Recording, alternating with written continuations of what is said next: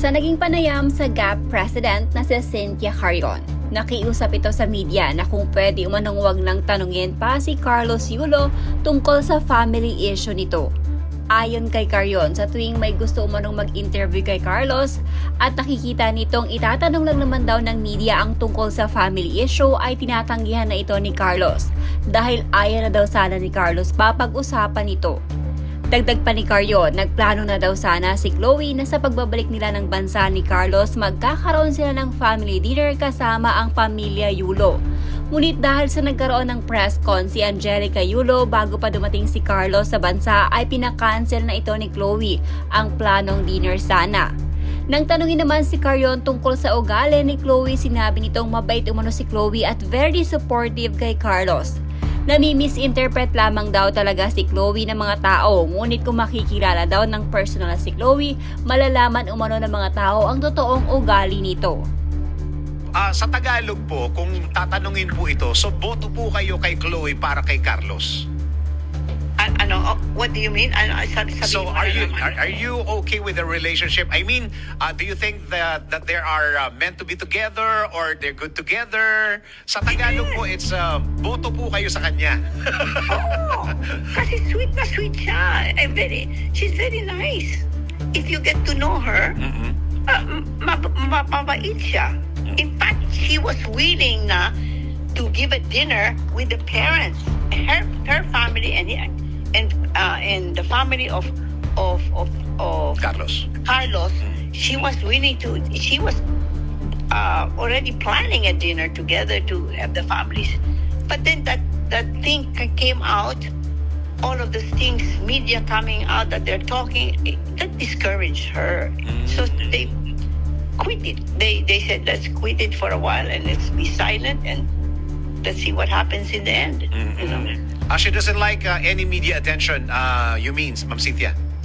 She doesn't want any media attention of the parents against Carlos and against her, or saying things that are not right and not true.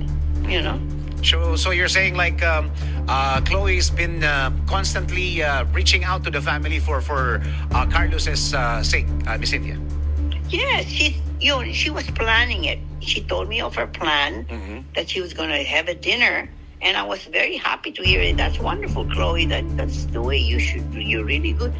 And then after that, what happened? Mom, after that, all this thing coming out, I canceled the dinner. She canceled it, you know. Oh, okay. So, okay pa ba yung dinner? Does the plan still there po? Having dinner with the family of Carlos? No more na. I said she canceled it because of all the media coming out, no? Baka lang baka she wants to pursue it.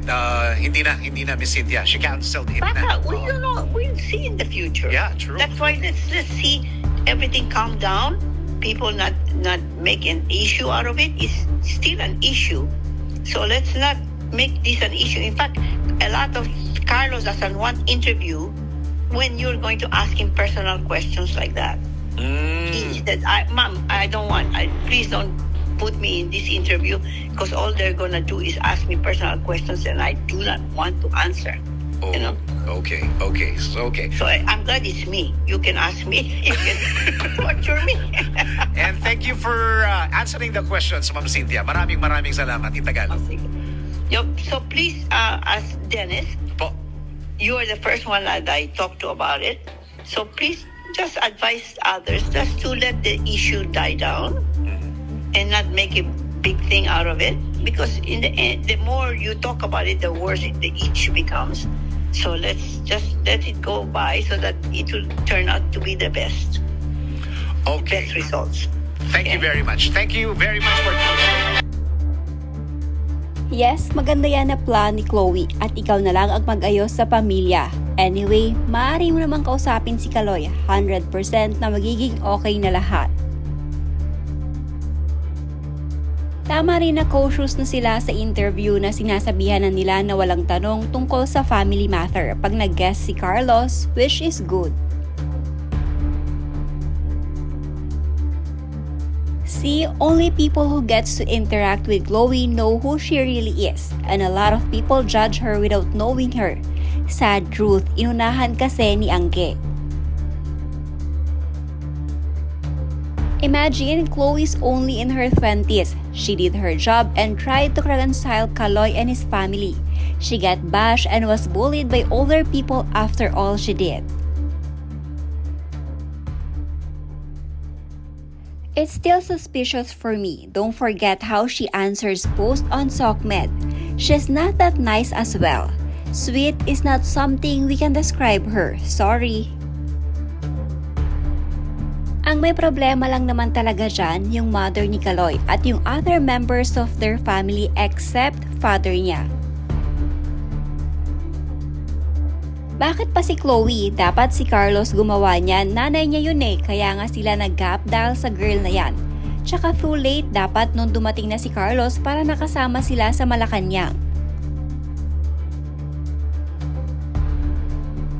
Kung talagang sincere si Carlos, why don't he go home alone to see and talk with the family? Do he really need help from others to do that? Even famous actors go home without people knowing. Yun ang problema ni Angelica, ni hindi man lang binigyan ng chance si Chloe na makilala siya ng lubusan. 2 times pa nga lang sila nagkikita personally pero nag-judge na agad. Ang pinakamali naman dyan ay yung post ng mama niya, tas sawsawang Pinoy eh.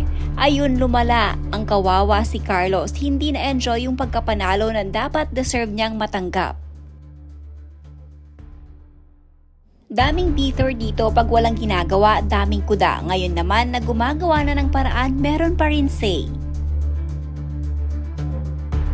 Ito yung sinasabi ko sa Comsec sa FB na wala namang kayong alam. Anong sinasabi ni Chloe kay Carlos? Agad-agad sinasabi nila sa susul, si Chloe yan naman pala gusto niya magkaayos. Dapat si Kaloy at family muna niya magsama-sama para mag-usap-usap. Huwag muna makisali si Goldie tas yung family niya. Mabait si Chloe pero dapat muna kasama mga family ni Chloe. Bigyan muna ng oras yung family ni Kaloy, makapag-bonding sila.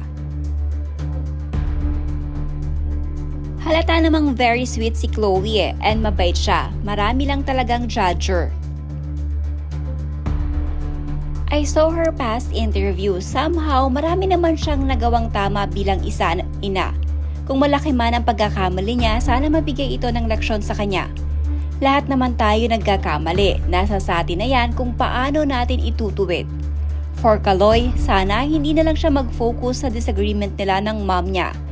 Take a look from the past. How she take care of you to become a better person you are now. Focus on what really matters in life at mag-ingat siya sa mga desisyon sa buhay niya. And hoping na mag-heal na yung sugat kung nasaktan man siya ng mom niya, you never choose your mom to our mother and she never choose you to be her son. But God choose you to be with each other, kaya makadugtong talaga ang mga puso nyo.